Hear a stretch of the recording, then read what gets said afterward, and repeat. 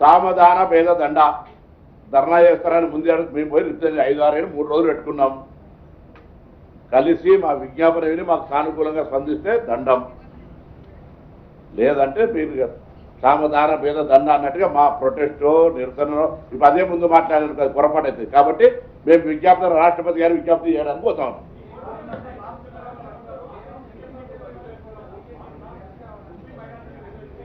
పొద్దున్న లేస్తే ఒక దానికి అడ్డం పెట్టి పక్కన ఆంధ్రప్రదేశ్లో తీయమనండి, గుజరాత్లో తీయమనండి, మహారాష్ట్రలో తీయమనండి. ఎందుకు దానికి కారణం అడ్డం పెట్టి చేతగాక శాసనసభలు ఆమోదించక ఈ టైం లేదా?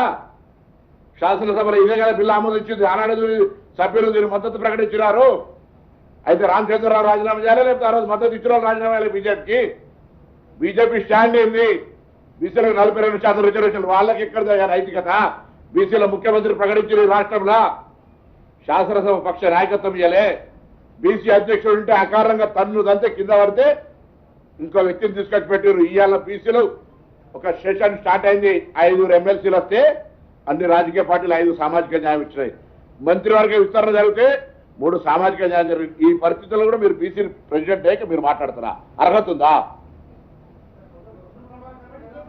అరే ఇవన్నీ కారణాలు అతికి చెప్తున్నాం కదా. ఎవరు కుర్చీ గుర్తుకోవడానికి స్థానిక సంస్థల ఎన్నికలకు 42% అవకాశం ఇవ్వడం చోట మనం ఇవంటారు కదా సామెతలు, అవన్నీ ఎందుకు? దయచేసి ముందు 42% అటువంటి చర్చ, డైవర్షన్ పాలిటిక్స్ వద్దు. 40 అందుకే మీకు కిషన్ రెడ్డిని కూడా రాజీనామా చేయమంటలేము, సహకరించమని అడుగుతాను. ఆయన ఫీల్ కాగల ఆయన రాజీనామా చేయమని ఏం అవసరం లేదు. మాకు ఎవరి పోస్టులు 42%, 5 ఎంపీలు ఉన్నారు. 5 ఎంపీల బాధ్యత తప్పకుండా బీసీలు అనుకున్నప్పుడు ఇలా కాంగ్రెస్ పార్టీ చేసినా, బీజేపీ పార్టీ చేసినా, ఇంకోరు చేసినా కానీ బేసిక్గా ఒక ప్రాబ్లం ఉంది. ఇంతకుముందు కూడా చెప్తే మండల కమిషన్ వచ్చినప్పుడు వాళ్ళు కమండలో తెచ్చినారు.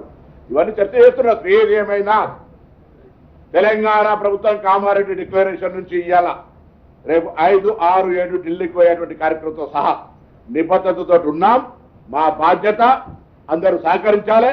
దీని కొరకు సంవత్సరాల తరబడి ఉద్యమం చేస్తున్నటువంటి బీసీ సంఘాలందరూ కూడా కలిసి 5, 6, 7 ఢిల్లీకి రామని మరొకసారి కోరుతారా? నమస్కారం.